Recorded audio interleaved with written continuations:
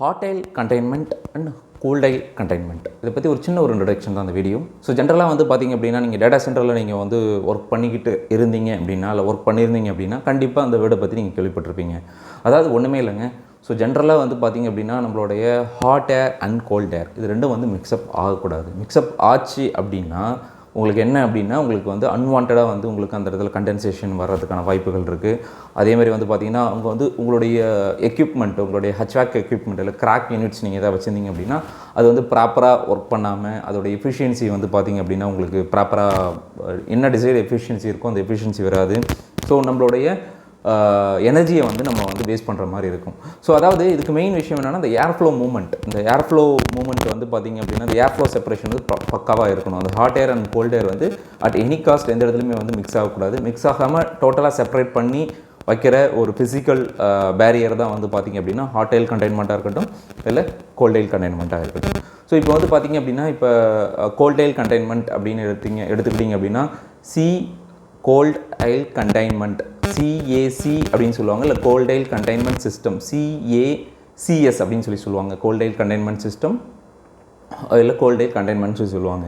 இப்போ இந்த gold oil containment system அப்படின்னா, இப்போ உங்களுடைய சர்வர் ரேக்ஸ் ரோ வைஸ் நீங்கள் ஃபுல்லாக நீங்கள் வந்து இன்ஸ்டால் பண்ணியிருக்கீங்க அப்படின்னா, அதுக்கு அப்படியே ஆப்போசிட் இப்போ ஒரு ஸ்ட்ரெயிட்டாக இங்கே ஒரு சர்வர்ஸ் ஃபுல்லாக இருக்குது அப்படின்னா, இதுக்கு ஆப்போசிட்டில் ஒரு சர்வர்ஸ் ஃபுல்லாக அப்படியே இன்ஸ்டால் பண்ணியிருப்பாங்க. அதாவது front side of the server வந்து ரெண்டுமே வந்து ஆப்போசிட் இருக்கும். இப்போ இங்கே ஒரு சர்வர் இருக்குன்னா இங்கே ஒரு சர்வர்ஸ், ஸோ இதோட டோர் இந்த பக்கம் இருக்குது, இதோட டோர் இந்த பக்கம் இருக்கும். அப்படி வந்து ஃபிக்ஸ் பண்ணிவிட்டு அந்த ரெண்டு சர்வர்ஸோடைய ஃப்ரண்ட் ஃபேஸ் இருக்குல்ல, அதை ஃபுல்லாக கவர் பண்ணுற மாதிரி கவர் பண்ணி வச்சுருப்பாங்க சில இடத்துல. இல்லைனா அதை ஓப்பனாக விட்டுருவாங்க. ஓப்பனாக விட்டுட்டு உங்களுடைய சர்வருக்கு நல்லா புரிஞ்சுங்க, ஒரு சர்வர்ஸ் இப்போ யார் வந்து இப்படி உள்ளே வருது அப்படின்னா, இதான் உங்கள் சர்வர்ஸ் அப்படின்னா, யார் உள்ளே வருது அப்படின்னா, இது வழியாக போயிட்டு இங்கே வந்து ஃபேன்ஸ் இருக்கும். அந்த ஃபேன்ஸ் வழியாக வந்து உங்களுக்கு திருப்பி ஹாட் ஏர் வந்து அந்த பக்கம் போகும். அதாவது இந்த வர கோல்ட் ஏரை வந்து இது எடுத்துக்கும், அந்த உங்களுடைய ஐடி ரேக்ஸ் வந்து எடுத்துக்கும், உங்கள் கேபினெட் எடுத்துக்கிட்டு அந்த ஹாட் ஏர் வந்து பேக் சைடு வழியாக உங்களுக்கு புஷ் பண்ணி விட்டுரும். விடும்போது என்ன ஆகும்னா, மேபி சில பேர் என்ன பண்ணுவாங்கன்னா, அந்த ரேக்கோட பேக் சைடை வந்து கவர் பண்ணி ஃபுல்லாக வந்து ஹாட் ஆயில் கண்டெய்ன்மெண்ட் போட்டிருப்பாங்க.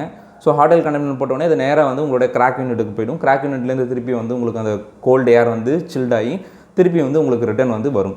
இந்த ப்ராசஸ்க்கு வந்து மேபி சில பேர் வந்து பார்த்திங்கன்னா ரைஸ்டு ஃபால்ஸ் ஃப்ளோர் வச்சுருப்பாங்க, இல்லை ஃபால்ஸ் சீலிங் வச்சுருப்பாங்க.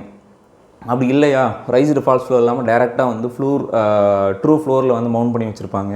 அதேமாதிரி உங்களோட டக்டிங் சிஸ்டத்தை வந்து பார்த்திங்க அப்படின்னா, சப்ளை வந்து கொஞ்சம் அதாவது சப்ளை வந்து டக்ட் சிஸ்டமாக இருக்கும், சில இடத்துல சப்ளை வந்து டக்ட்லெஸ் சிஸ்டமாக இருக்கும். ஸோ இந்த மாதிரி வந்து பேஸ்ட் ஆன் உங்களுடைய site requirement, space available at site வந்து இது டிஃபராக இருக்கும். ஸோ ஆனால் எல்லா இடத்துலையுமே வந்து பார்த்திங்க அப்படின்னா, உங்களுடைய கோல்ட் ஆயில் கண்டெய்ன்மெண்ட்டோ இல்லை ஹாட் ஆயில் கண்டெய்ன்மெண்ட்டோ இருக்கும். சில இடத்துல ரெண்டுமே ப்ராப்பராக மெயின்டைன் பண்ணுவாங்க. அந்த மாதிரி இன்ஃப்ராஸ்ட்ரக்சர் வந்து டிசைன் பண்ணிடுவாங்க. ஏன் அந்த மாதிரி cold oil containment and hot oil containment ரெண்டுமே வந்து பண்ணுறாங்க அப்படின்னா, மேபி அவங்க டேட்டா சென்டர்ஸ் வந்து ரொம்ப லார்ஜாக இருக்கலாம்.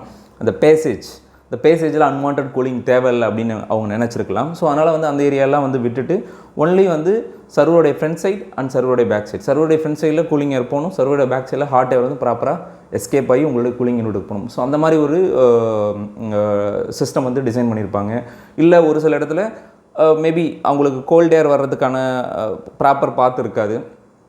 ஓகே, ஸோ இல்லை கோல்ட் ஏர் வர்றதுக்கான ப்ராப்பர், அதாவது டக்ட் மூலிமா வர முடியாது, இல்லை வேறு ஏதாவது செட்டப் இருக்கும். ஸோ அதனால் ஒன்லி ஹாட் ஆயில் கண்டெய்ன்மெண்ட் மட்டும் கவர் பண்ணி வச்சுருப்பாங்க. சில இடத்துல கோல்ட் ஆயிலுக்கு மட்டும் வந்து ப்ராப்பராக ரூட்டிங் போட்டு ஹாட் ஆயில் வந்து ஃப்ரீ ரிட்டர்ன் விட்டுருவாங்க. அந்த ரூம் ஃபுல்லாக போனீங்கன்னா ஹாட் ஆயிலாக தான் இருக்கும். ஸோ ஹாட்டாக தான் இருக்கும். ஸோ அந்த மாதிரியும் டிசைன் பண்ணுவாங்க. It's up to based on your system selection. So எல்லா அஸ்பெக்டையும் பார்த்து செலக்ட் பண்ணுறது. ஸோ அதே தான் இப்போ நான் வந்து CAC சொன்னேன்ல, கோல்ட் ஆயில் கண்டெய்ன்மெண்ட் இல்லை கோல்ட் ஆயில் கண்டெய்ன்மெண்ட் சிஸ்டம் சொன்னேன்ல. ஸோ அதேமாதிரி வந்து HAC ஹாட் ஆயில் கண்டெய்ன்மெண்ட் அல்ல hot oil containment system HACS அப்படின்னு சொல்லுவாங்க. ஸோ இந்த ரெண்டு சிஸ்டமே நான் சொன்னது தான், உங்களுடைய ரெண்டு ஹாட் ஏர் அண்ட் கோல்ட் ஏர் ரெண்டுமே வந்து மிக்ஸ்அப் ஆகாமல் செப்பரேட்டாக வந்து உங்களுக்கு வந்து உங்களுடைய ரெக்யர்டு சிஸ்டத்துக்கு போகிறதுக்கு ஹெல்ப் பண்ணுறது தான் இந்த ரெண்டு சிஸ்டமும். ஸோ இந்த ரெண்டு சிஸ்டத்துலையும் வந்து பார்த்திங்கன்னா, ஒரு சில சிஸ்டத்தில் வந்து இது வந்து நீங்கள் இம்ப்ளிமெண்ட் பண்ணுறதுல ஒரு சில அட்வான்டேஜ் இருக்குது, டிஸ்அட்வான்டேஜ் இருக்குது.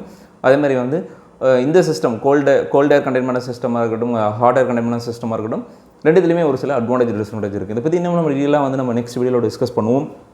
இப்போ உங்களுக்கு ஒரு சின்ன ஒரு ஐடியா உங்களுக்கு கிடச்சிருக்கும் cold air containment system and hot air containment சிஸ்டம்னா என்ன, ஸோ எதுக்கு யூஸ் ஆகுதுன்னு நான் சொல்லிட்டேன். உங்களோட ஏர் ஃப்ளோ மூமெண்ட்டை வந்து கொஞ்சம் ப்ராப்பராக வந்து டிஸ்ட்ரிபியூட் பண்ணணும்.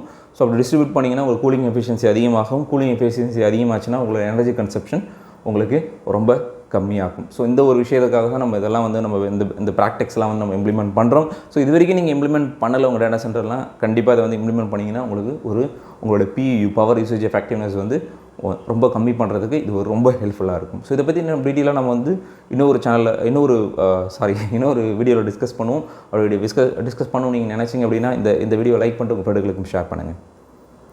பாய், ஹேவ் எ நைஸ் டே.